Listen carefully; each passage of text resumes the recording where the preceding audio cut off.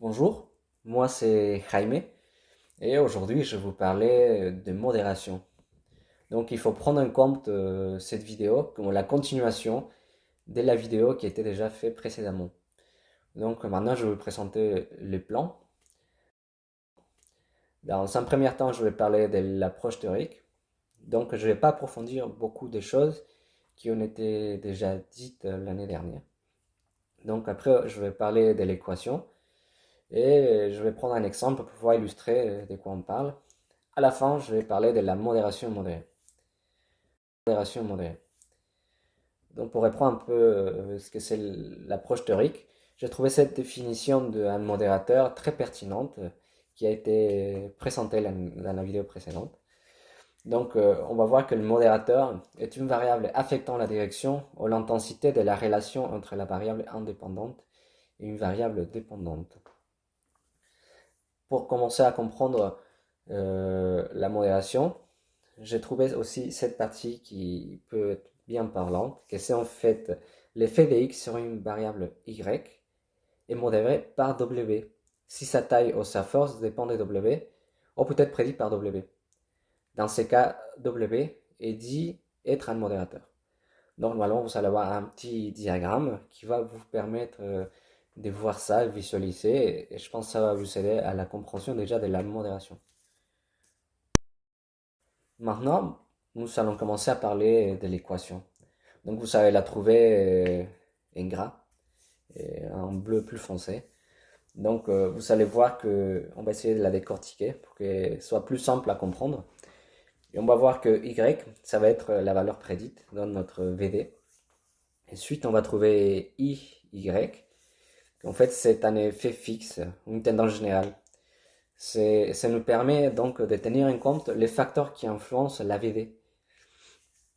Donc c'est aussi un terme intercept qui représente la valeur de y lorsque x et w sont nuls. Donc on va passer à la suite. Avec les parenthèses, on va trouver b1 plus b3 w parenthèse x. Donc c'est un terme de régression qui représente l'impact des x sur y, mais on va essayer de comprendre qu'est-ce que ça veut dire cette équation dans l'équation. Donc on va trouver b1 qui serait l'effet principal de x sur y, b3 qui serait l'effet modérateur des w sur l'effet de x sur y. B, donc c'est ce jeu-là qui nous permet de comprendre les effets et les combinaisons possibles qui existent avec nos variables. Donc je pense que c'est ça qu'il faut essayer de comprendre, qu'avec l'équation, on va essayer de trouver toutes les combinaisons possibles pour être le plus sûr qu'il existe un effet entre nos variables. Donc, on va trouver B2W, qui en termes de modération représente l'effet de W lorsque X est nul. Et finalement, EY, que ça va nous renvoyer donc à l'erreur.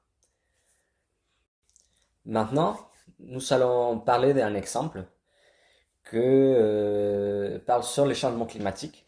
En fait, cet exemple, il est issu du livre des ACE 2022. Donc, vous allez trouver les variables telles qu'ils sont dans l'étude, parce que dans les données qu'on va utiliser plus tard dans les méthodes sur R, je vais mobiliser les mêmes variables. Donc, l'étude se déroule sur 211 participants, où ils lisent un article sur une famine en Afrique, causée par des graves sécheresses. On va trouver notre première VI, c'est Frame, avec la moitié des participants qui savent que la sécheresse elle est due au changement climatique et pour l'autre moitié, il n'y en a aucune information. Notre deuxième VI, c'est la justification, où en fait on va essayer de quantifier la force des justifications pour refuser de l'aide. Et notre dernière VI, ça va être le scepticisme, où on va poser plusieurs questions pour connaître les convictions envers les changements climatiques, pour savoir si ça existe ou pas.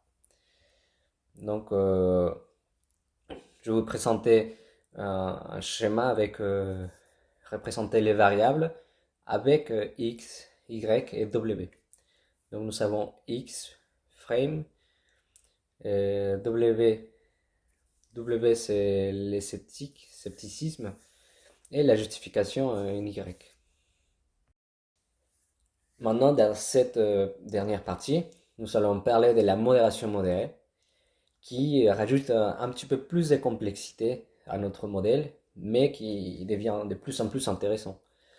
Donc, nous avons l'équation. Dans cette vidéo, je ne pourrais pas l'approfondir, mais si vous avez compris les principes, vous pouvez analyser, vous allez voir que vous suivez la même logique, juste que vous rajoutez un modérateur secondaire. Donc, nous allons avoir ici un schéma où on va voir pareil notre VI, notre VD, notre modérateur primaire, ça va être W, et on va rajouter un modérateur secondaire qui vient réguler cette relation avec les modérateurs. Donc, je vais montrer un autre schéma qui va montrer toutes les combinaisons possibles à prendre en compte lorsqu'on lance les analyses statistiques.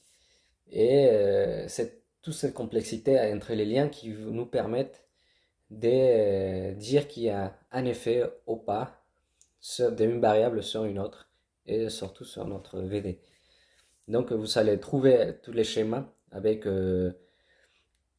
W, Z, X, W, W, X, Z, XZ, XWZ. Ici, je voulais vous montrer ce schéma qui vient illustrer toutes les combinaisons possibles, et surtout qui sont à prendre en compte pour la modération modérée. Ces combinaisons, on va les retrouver dans l'équation et c'est très important pour pouvoir savoir à quoi ça correspond. Donc, dans la prochaine vidéo, on va travailler sur R et on va travailler sur Process qui nous propose vraiment un modèle intégré qui va simplifier tous ces calculs des combinaisons. Donc, c'est le process qui va calculer et va estimer un modèle et surtout un modèle adapté à vos variables. J'espère que cette vidéo était claire et pourra être utile pour vous.